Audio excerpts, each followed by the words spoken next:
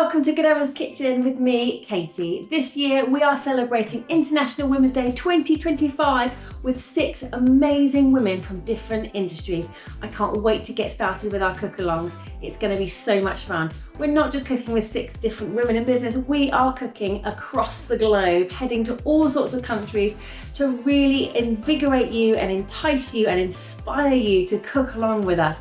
The recipes and the ingredients are all available over on Instagram on my stories, so please do cook along with us, get involved and feel inspired as we celebrate International Women's Day 2025 with a bang. There are 6 cook-alongs for you to enjoy with either brunch, lunch or dinner each week.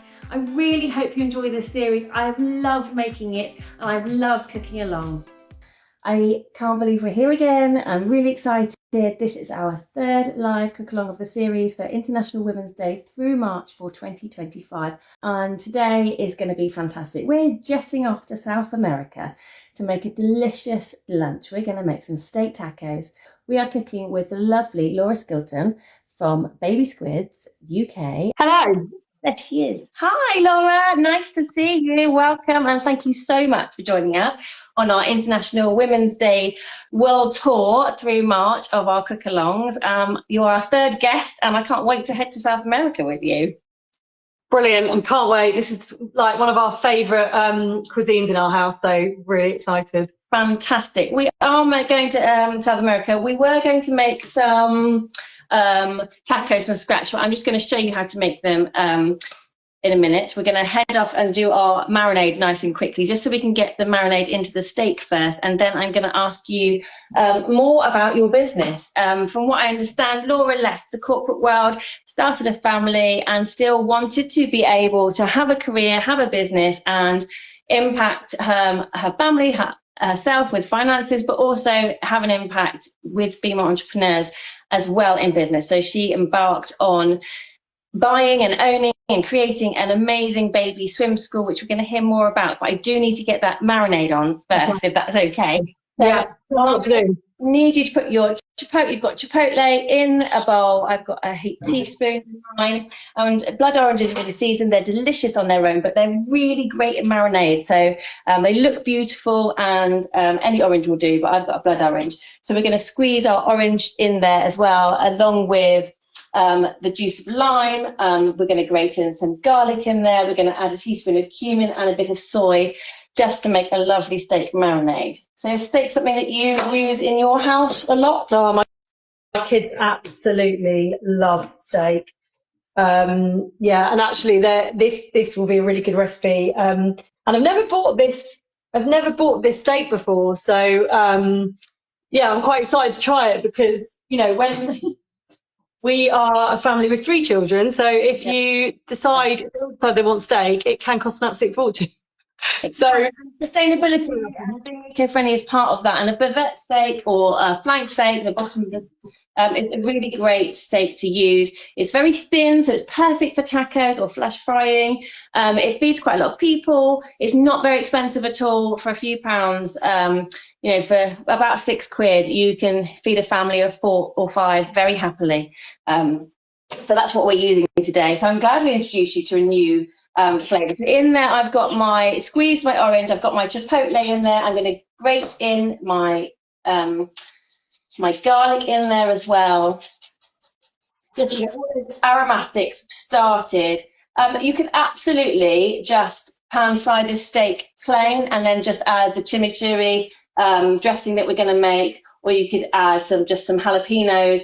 This is not essential for this recipe. It's just a nice extra addition of showing you what you can do. It also tastes amazing with prawns, with pork, with black beans and green beans, with chicken. This marinade is just a really goodie all round.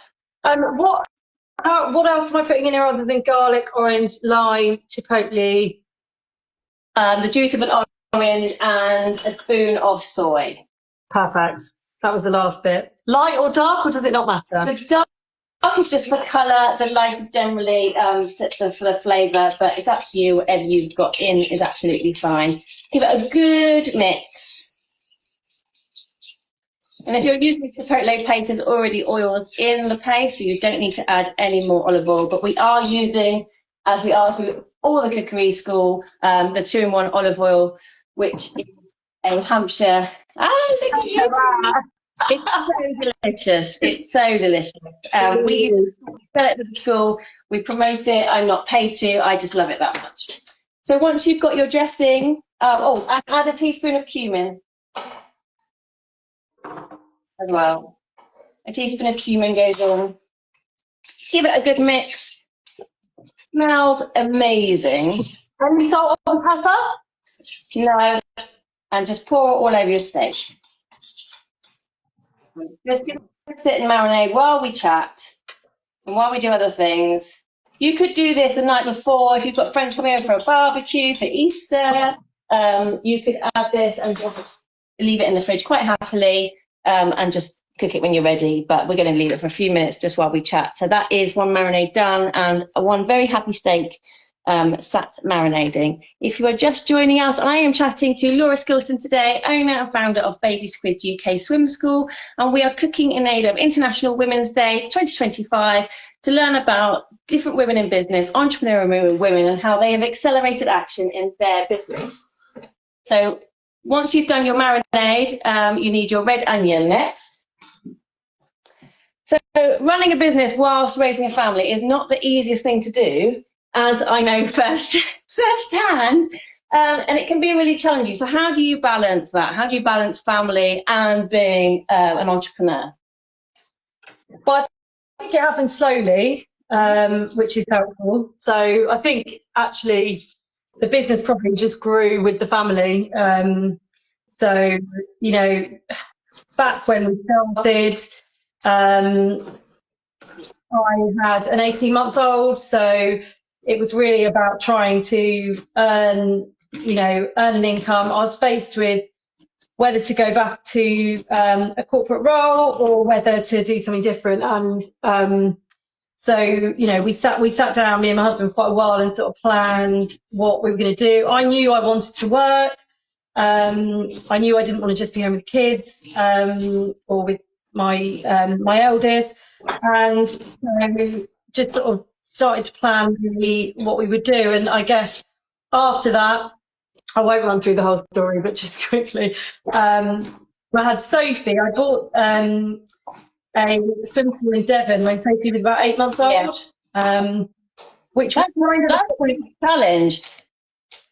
It was a massive challenge, actually. And because she was young, you know, my eldest was, coming into the sort of 2 to 3 age group. So it was quite busy. But then also they were, I suppose they were sleeping. They went to bed in the evening. So we did lots of work in the evenings. And yeah, that is the beauty of it, is that you can juggle it around kids.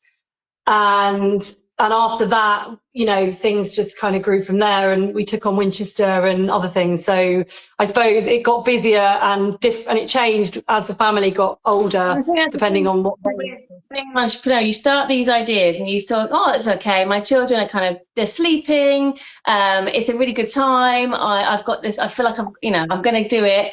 And then you don't think ahead too far. The naivety sometimes is the blessing, because you go into these things and then all of a sudden it gets a bit bigger and it gets a bit busier, and you just have to roll with it, don't you? And you sort of you juggle and balance, and I suppose that is the beauty of running your own business. You have the power and the control to be able to juggle and balance a little bit more than if you were employed.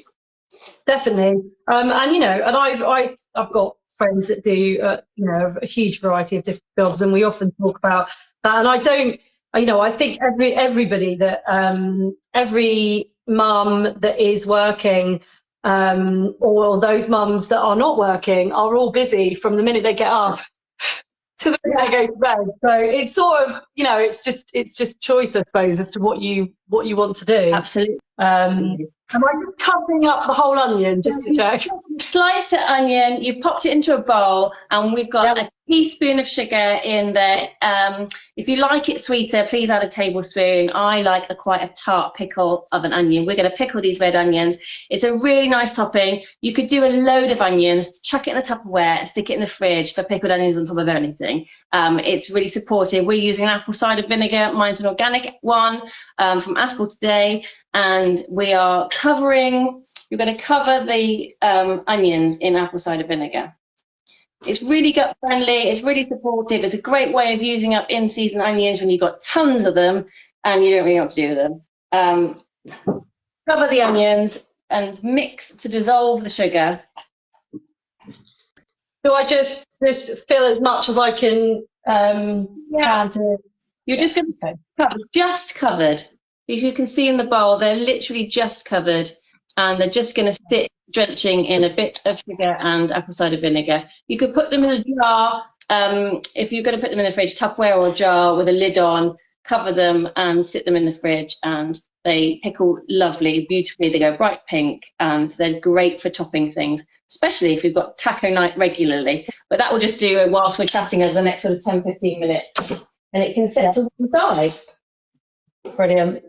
Hopefully I'm not going too far for anyone that is joining along with us. All we have done is made our steak marinade, and we've also pickled our onions. Next up, I'm just going to make the dough for the tacos, just so you know how to do it. I know you're not making them today, Laura. I'm referring to get the right flour. Yes, well, this is the flour. It comes in white, yellow, and blue, so you can make blue tacos as well. It's called Pan. It's gluten-free. It's available. Usually Sainsbury's have it, Ocado have it, Amazon have it, and any international shop in person have it usually too. But it's really easy to do. It kind of makes it like a bit like Play-Doh. I'll show you. But my teenagers really like it because it's really quick. Okay, that's good to know. Swimming. Tell me more about your swimming business. Obviously, you bought the swimming business. Your babies were little. Did you teach your children to swim, or did you put them into lessons? Well, it was kind of different because my eldest went to swimming lessons, and that was, I suppose, where the inspiration for the business came from, because I really enjoyed going swimming because I like swimming myself. I like being in the water, but I found that the lessons were quite heavily focused on being underwater. Yeah. So and he didn't like it. So for whatever reason, he didn't really want to be underwater very much. So it was a gentler approach that I had to take with him. And, you know, as it went through the years, my youngest two both went in really young. So sort of 8 to 10 days, we took them in the pool. Really warm pools, and at that point I was obviously using swimming pools, so it was easier for me to pop in with them when they were really little. So they were, and you know, understanding at that point that quite gentle introduction was needed, really helped. But my oldest did find, he found it for a long time actually, and when he was sort of 4 or 5 and started school, we decided to go to swimming lessons. And because before that we just went as a family and we just played, and I still firmly believe when people talk to me about swimming lessons, if you're committed to going once a week as a family with your baby, toddler and everything else, then your child will naturally develop a water confidence, which will mean that they will love the water. And then when they do more formal swimming lessons and they concentrate on the technique, and as they get older and they're more physically able to swim, then they will be happy to do so. They'll be happy to put their face in. They'll be happy to, because you've done it all at their own pace.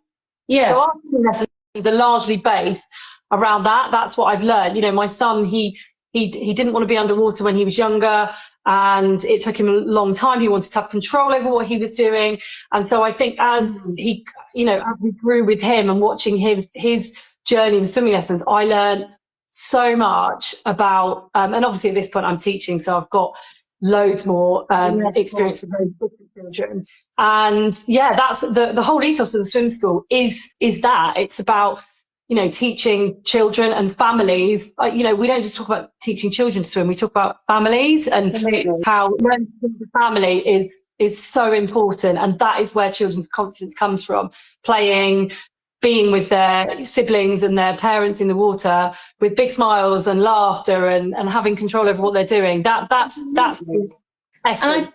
I'd say that, you know, as an activity that families often do together, swimming is one of them. It's something that they often do either with both parents or with one parent or with a grandparent. It's something that is quite connective as in parenting is swimming. It's a good activity that you can do all year round, and I know I found it connective. Have you seen any different kind of bonds with families with their children in and or out of the pool as a result of them learning to swim from babies?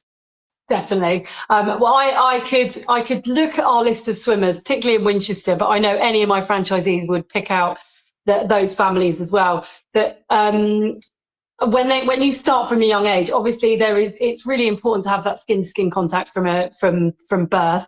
And, you know, we've talked a lot about that over the last 10 years. I think, you know, parenting has changed and our understanding of what children need has changed quite a lot. And I think that bonding is really important, as we all know. So obviously when you're in the pool, you've got no phones, you've got no distractions. You are just there with your child. And so if your swimming lesson is facilitated in the way that it absolutely should be, then there would just be a natural bond. You know, the water, you've said connectivity. You know, we've done some work in the past and some training with a lady called Jo Wilson at Sensory, and she does a lot of you know, really in-depth understanding of how important the water is to connect. But, you know, Baby Squids, like, we know that those experiences, those parents and children have those experiences, and it is really noticeable, those kids that come along and have had that experience at a young age. And what a difference that makes when they go in the water without their parent, because they're ready and they're ready to do it. It's amazing. I mean, I know for my children, I will talk about this. My children, that my husband works a lot, and he doesn't always get those daily connections with the children. And so early on, when they were really little, he took on the swimming baton for us, although we all love swimming, actually. And he did the swim lessons with the children when they were young as a connective bonding kind of exercise, so that even though he was away from the family all week, that he will always have that connection. And now even their teenagers and their preteens and all sorts, they still have that connection, and they always mess around in the water, or they do a lot in the sea, and they've always got those lovely memories. I love how actually water is so bonding without sometimes us really thinking about it. Yeah, and we do, like, our Saturday and Sunday classes. You know, lots of our teachers do talk about how many dads would get coming along, and how, you know, and how much, and they're really, it's really, really good for it. You see that a lot of the weekend, which is nice. So that's the dough. It's super quick. You just add warm water with a pinch of salt. The recipe is up on this on my stories, but I will add it to this as well when we post it. You take sort of a golf ball size amount. It's not sticking to my hands at all. It feels really Play-Doh-y, and you roll it up in a ball. I've got a Fandangle press just because I was given one millions of years ago. But you can just use parchment paper in between two pieces of parchment paper and a rolling pin, and you put the ball on. You press. You use a rolling pin if you haven't got one of these, and you just press down in between two pieces, and then you turn it round and you press again just to get it a bit bigger and a bit flatter. I think I need one of those in my life. It's so much fun, but a rolling pin does exactly the same, and then you just peel it off, and you have a beautiful corn taco ready to cook. So that's how you make a corn taco. It's super easy, and here's one I made earlier from Laura. But do make them; they're so much fun, and also, especially you've got children that are growing up and getting older. It's a really nice, fun way, sleepovers or birthdays, to have cookery evenings with children and get them involved. So next up, we're just going to make our chimichurri sauce. So that can marinate before we. It's everything about building. South American food is about little bits of food that you're building flavour and you're layering up. So once you've made your tacos, you've marinated your steak, we're going to make a nice chimichurri sauce. So we need lots of lovely flavours. We need a big bunch of coriander, a big bunch of parsley, and we're going to be twisting and cutting all of those up into a bowl together with a load of lime and some garlic, bit of chili, and make it all fragrant and delicious. These flavours are full of gut-friendly, supportive produce, and I just bunch all mine together in one. And you just want to nicely chop as small as you can. Smaller, you just get more even sauce to go over everything. Pardon? Stalks as well. Pardon? Stalks as well. Stalks as well, everything. Yeah, you can do stalks as well, nice and thin, nice and small, and chop them all up, and it's going to go into a bowl. If you'd like to use fresh jalapenos, you can. You can use red chilies, or you can use dried chilies if you haven't got anything. It's totally up to you. Work with what you've got. Think about sustainability, thinking about using what's in your store cupboard or your freezer or what's in season, and just, you know, recipes are there as a guide. If you don't have it in, I wouldn't panic. You can always make a dish work. You can always make something nutritious that supports your health in some way. I think it's all about being flexible and working with what you've got, rather than having to dash to the shops or feeling like, oh, I'm too tired because I haven't got the right recipe, I haven't got all the ingredients, so I shouldn't bother. But actually, the more we add in and the more we sort of get confident in the kitchen to be flexible with what we've got, then the easier it works. My chilies have come straight from the freezer. I grew them last year, so I'll freeze mine whole, and then they defrost in like seconds, all floppy now. So mine are going to go in like this, and I've got orange ones because I didn't quite go red.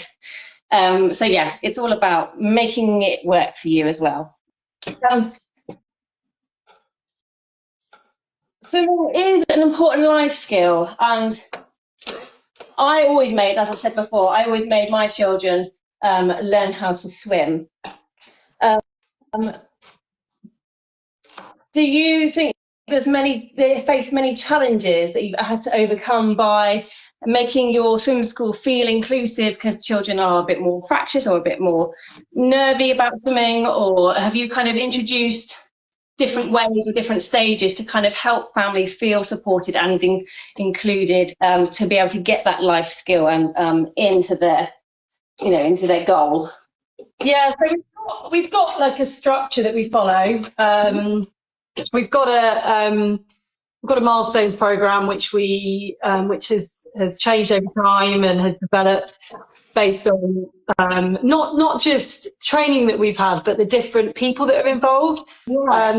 Baby Squids is very much about the people, whoever you work with, all the families we've talked about, but also about the people, the teachers, the franchisees who are working within the business. Like, they all need to carry the ethos of what we're trying to do, of everything that I was talking about earlier. That's got to be got to be really high priority to them when we're recruiting, or as I say, when we're looking at things that we do within the swim school. So it's evolved over time with all of those experiences, and we've got so many different people that work within Baby School, whether it's teachers who've got experience from primary schools through to secondary schools, whether there's lots of parents who have their own experiences with their own children. And so I find that we do learn a lot, and particularly in the last 5 years, we've probably begun to understand a lot more about neurodiversity, and so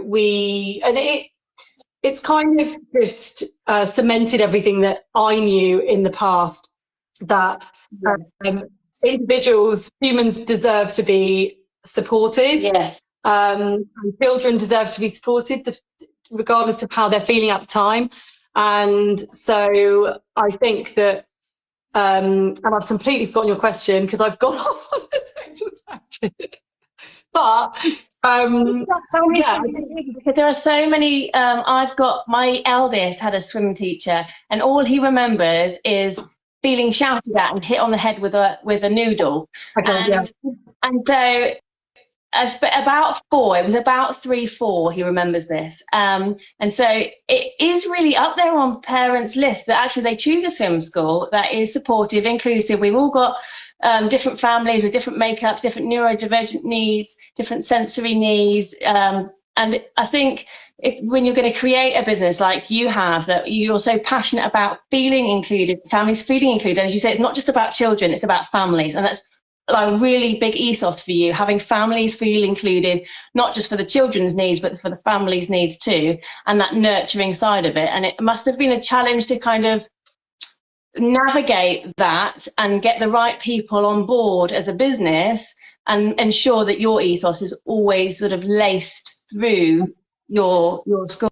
And that is it's a challenge, but it's also part of the joy. Yeah. It's part of like the franchising journey for me. When we looked at franchising, that's the thing I was nervous about. I was nervous about, actually, if we do this, how are we going to do it right? How are we going to do it so that the ethos of Baby Squids is still alive in all of these classes with all of these different teachers and franchisees? But we were kind of already there, because organically we had teachers teaching in Devon and Somerset and Surrey, and we were already sort of there in terms of people running our classes, and so we were sort of making it work anyway. Yeah. And we do encourage feedback from customers. We do try to constantly be I suppose constantly ahead of the game in terms of understanding what families need and what children need. Yes. So with constant training and a real supportive team environment, which means that we can pretty much always say that we are providing that level of support. But I do think that that was a big thing for me, a big change, and that's been a real learning curve. But that, again, if you concentrate on people, absolutely, the rest of it will come. Because if you've got happy people, happy teachers, happy franchisees, happy families, if you're able to balance all of those needs, and make sure you don't give up, and make sure you support, and you're very honest with parents, and you have conversations about what works and what doesn't work, instead of ignoring things that are happening, then it will work. So in my bowl, I have chopped coriander, parsley, grated in some garlic. I've got some chilies in there. I've got a whole lime juice in there, and a good dose of salt, good quality salt. You don't want the table salt stuff. You want really good hydrating salt that's got all the minerals in that we need. I use a pink Himalayan salt, or you could use a Malden salt, and then a big dose. Have you seen that? Whilst I've been talking, I've just been pouring 2-in-1 olive oil into here, because we are making a dressing, so it is going to be quite a lot of oil, and you want it to have that kind of dropping consistency. So give it a really good mix. And this will last in the fridge for the rest of the week, so you don't have to use all of it. The finer you've chopped, the more of a kind of dressing feel you'll get to it. Give it a good mix and then taste it, because it has to balance. If you taste an immediate it's too salty, or you have too much lime, then you need to adjust the salt and the lime, or you might just need a bit more olive oil. I need a little bit squeeze more lime in mine, because I tasted salt first. I'm going to add a bit more lime, and it's about balancing the acidic flavours. My guys love chimichurri. It's their favourite dressing or dip to go to. I think it's because it's so herby. So that is a dressing done. You can adjust it hotter or smoother or smaller as you like, but I'm quite happy with the dropping consistency, and that will stay on the side now, ready. I'm just going to move my board and cook and chop with you. So whilst we're cooking, so turn on the heat. You want a medium to high heat for the steak. Do you cut the steak up? Are you cutting the steak up?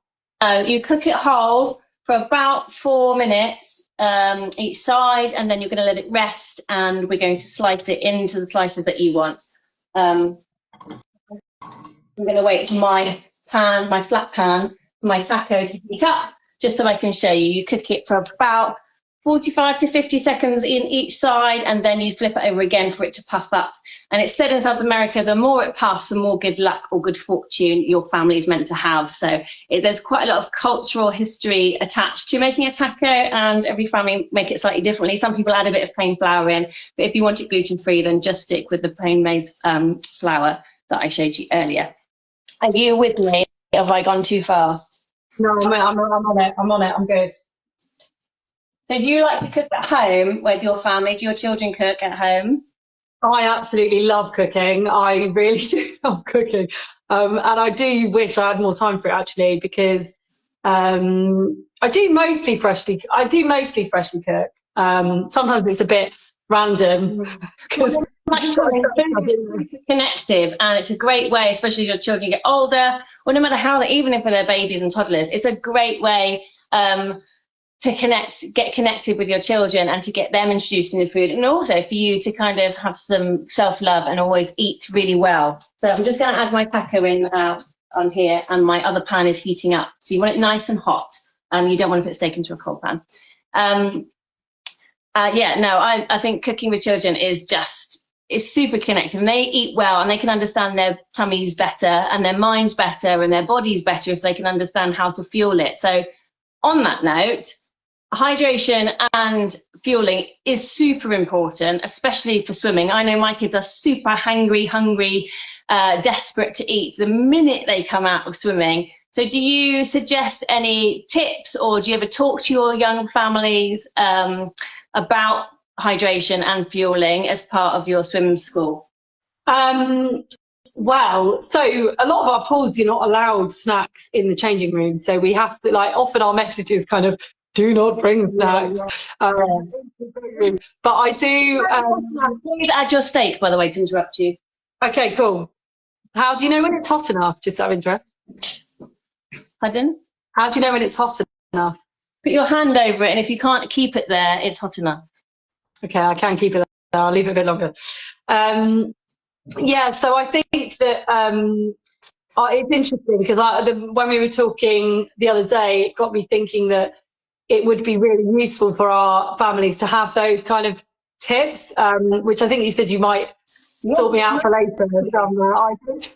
No, I think it'd be lovely. I think it'd be really nice to be able to support families, especially if you're a young family or a new family and you're trying to get them into swimming, or you're trying to navigate toddlerhood and weaning and all that jazz. It really is a bit of a minefield, and you're throwing in swimming and being hot, being cold, getting in and out of changing rooms. So having a snack and some hydration on hand and some ideas that are going to fuel you and your little one right, I think it's quite supportive, isn't it? Well, they do. Even from a very young age. Oh, I've got a pan sizzling underneath now. Get your pan sizzling hot. Don't touch it. Just leave it. We're just going to do a couple of minutes on each side. It's quite thin, so we don't want it to. We want a good char on it, but we'll be up a few minutes each time. Can you see mine's puffed up on one side now?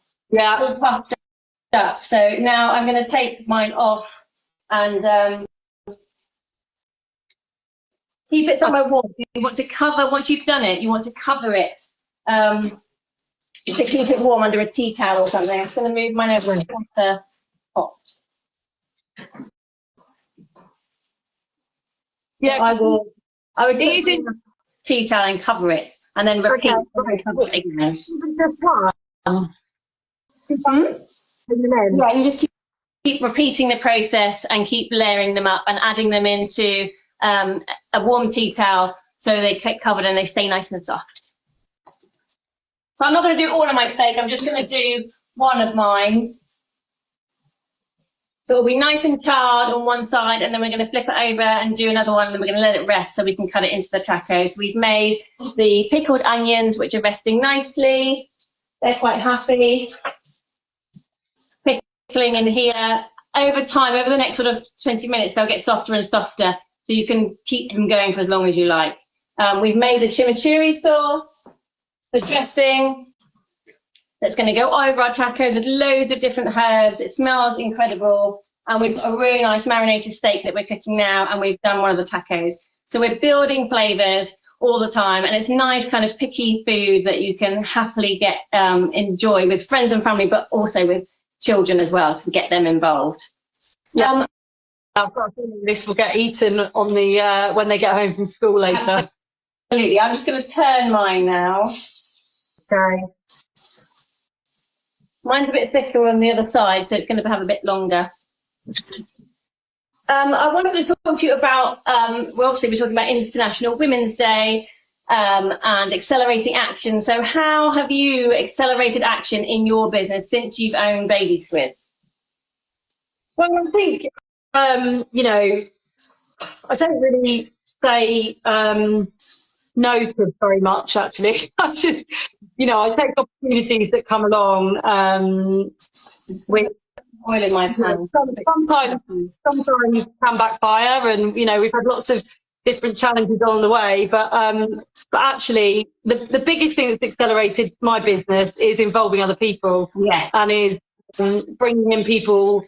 And we are mostly women. We are about to take on our first male franchisee, who I'm really looking forward to introducing soon. But yeah, it is mostly women, and it's mostly women who are looking for the flexibility around their families that I was able to get. So there's a real motivation for me to support them and make sure that they get what they want. And they're all different. They've all got different, you know, they've all got different needs. They've all got different, you know, financial motivation. Yeah. They've all got different flexible time motivations. It's all different. It's different across the board, but they all work really well as a team, and we all work well together to kind of help to support them and make sure that they've got that. And that is, without a doubt, it's people for me. Yeah. I know that it's, you know, customer service is really important to you. Brilliant. Having a good customer service, not just being a female kind of entrepreneur, but being, you know, a female leader in business, to show people that actually you can have a business that is inclusive, that is supportive, that's financially fruitful, but actually that is nurturing as well. And I think it's quite clear that you've been showcasing that through you connecting people. Everything you say is always about people, and the franchises is about, you know, you've said accelerated action financially and also connectively with franchising with other women in business, which I think is fantastic. And so my other question was about how would you like to leave a legacy? Like, you're a woman in business, you know, defy the gender gap, essentially. You push forwards, but would you like to leave a legacy or pass the baton on, maybe to your daughter or to other women in business? And do you maybe already do that? Well, I hope so a little bit. I do actually do quite a bit of volunteering, and I've always done quite a bit of volunteering outside of work. So that's really important to me, because I think that actually, if you are focusing on your community, and I mean local community, I mean the community that we exist in the UK, like just in terms of being supportive and showing people that we can actually all work together really well within the community we're in. And I think that I want my kids to know that, and I want them to go on and do that. I want everyone that I work with. We're quite focused on that, quite focused on being a team, but also quite focused on our local community. That's how we grow. Yes. So, you know, we can do advertising on, you know, we're pretty good, pretty smart at doing advertising on Google and all of that kind of stuff. But actually, the way that they build their businesses is through the communities that they work in and they exist in, and that is hugely important, actually. So I don't know whether I have a clean answer to legacy, but I definitely when you bought a business, or you started a business when your daughter was 8 months old, and it's grown into so many different things, and you're franchising and you're trying to ensure that there's inclusivity, that you're making impact in families and children's lives, in your own life, in your financial, personal life. And I think leaving a legacy or handing a baton on is kind of a messy, clunky process, because we're kind of learning who we're changing, and we're learning who we are and what we have to give to society and to our family and to a business at the same time as we want to leave a mark, and we want to make an impact, and we want to create change. And you are creating change in your swim industry by having all of those connective people, always putting community first. And I think from the franchise and how much it's grown. I think that's pretty evident. Well, it is to me. Ah, thank you. That's nice to know. That's nice to hear. Because that's what I want. That's what I want it to be. That's what I want it to, and I want to be able to, I don't know, maybe in the future, maybe I'll get the opportunity to campaign for, those kids that are struggling, because I feel passionate about that at the moment. That's another 45 minutes, though, that we don't have. Yeah, we haven't got time for that chat yet. Later, another time. So I haven't cooked all of my stuff. I've cooked a small piece, so that's why I've taken mine off, because it's had a few minutes on each side, and I think mine's ready for resting. So if you haven't swapped yours over, turned yours over, please turn it over. If you need to add a bit of extra olive oil, please do. I'm going to season my steak now it's off. I do sometimes season it before, but because there's lots of different flavours in the marinade, I didn't reach at the time, and I like a bit of salt after it's come out. It's a personal preference, so do whatever you need. Mine's on a board now, and it's just going to rest while I get a plate, and we think about adding everything else in together. At this point, you could make a really nice salad. You could I've got some green leaves I'm going to add into mine. You could mash up an avocado. You could chop a fresh onion. Excuse me, mine's a bit smoky. That's all right. Amazing. We've got another onion that we could add to a pan and heat through, just for some kind of stir-fried veggies to go in there. There's just endless opportunities what you can do with a taco. My kids quite like it with a burrito style, so I've got like cooked rice, and they like that fried in a pan with some onions and peppers and chilies, and then the steak added on top. So there really is no kind of right or wrong. It's not super authentic. The authentic way is just to have the steak with the chimichurri and some fresh onion and tomatoes in there. But, we're doing South American style here. You can add in any seasonal veg or salad that you like. Excuse me, coughing. I'm just going to have you got a plate ready? You're still cooking? I have got a plate. No, mine's on. Got a plate to. So you need, 2 or 3 tacos. I've just made one here. So we are going to get our chimichurri sauce. I like mine on before and after. I like a bit of a layer. And we've got our lovely pickled onions. They will keep pickling, as I said before. So if you like them a bit less cooked, more soft, I should say, then please do just keep them pickling for a bit longer. But I just want to be able to show you how to make them. And now I'm just going to slice my steak. And to slice it, you can see the grain of the steak. Yeah. And you want to go against the grain and slice it into thin strips. Against the grain of the steak. Yeah.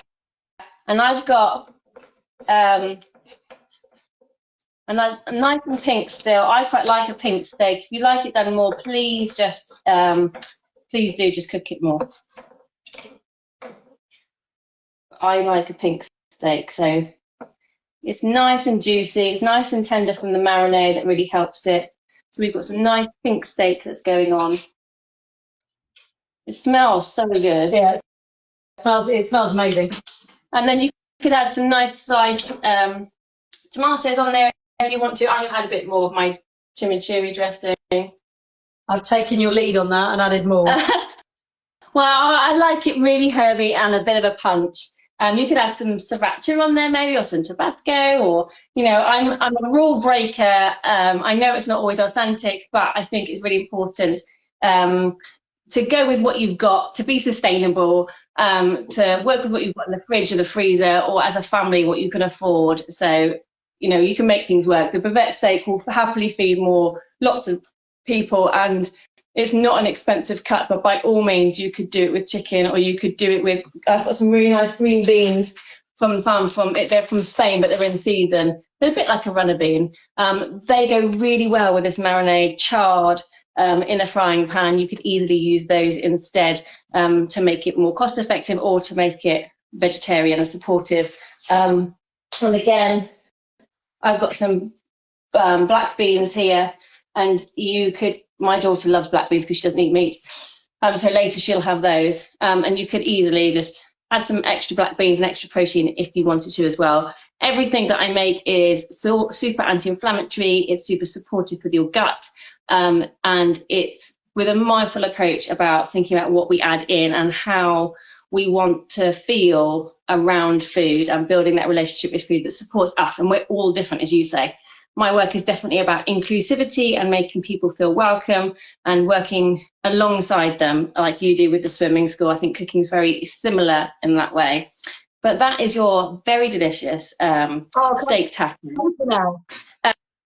Before you shove it in your mouth and enjoy your lunch, I just invite you to do a pause, eat and reflect. Pause just to kind of take a minute, reset, appreciate the fact that you have taken the time out to make some food for yourself, to value yourself, love yourself, champion yourself, and ask just to get your brain and your gut connected with that vagus nerve of connecting all those senses, because there's loads of different textures and flavors in these dishes. And it's a really nice way to invite your children as well to kind of pause, eat, reflect, just to think about connecting what you're eating with your tummy and your brain. And then you eat and enjoy all the different flavors and senses. And then reflecting, having that delayed gratification of just enjoying a really lovely, seasonal, delicious food from scratch. And I think sometimes it's hard to stop and let ourselves connect. Sometimes we're so busy answering that email or walking the dog or shouting at the kids or getting to the next appointment that sometimes whatever meal it is you choose, just to try and do that pause, eat and reflect and just have that moment of gratification for yourself, that you've nourished yourself so you can fuel right to be who you need to be as a woman in business. Thank you so much. I've really enjoyed this. It's been such a pleasure to cook with you. Thank you so much. And I hope you'll really enjoy your lunch. Thanks very much. I'm going. Yeah. See you later. Thank you so much for cooking along with me and Laura today. I so enjoyed heading to South America and discussing a little bit more about how that country eats all the flavours that are in season and how you can use that through the UK and wherever you are cooking through your midweek. I would love to inspire you more to cook in season and to cook from fresh each and every day through your midweek. So up next, we have a lovely, amazing female entrepreneur, woman in business, Faye. She is going to be talking to us about freelance mums and how she has connected communities together, working mums, and made them feel inspired. And she's really taken action in her area. So I can't wait for you to meet her. I will see you on Friday.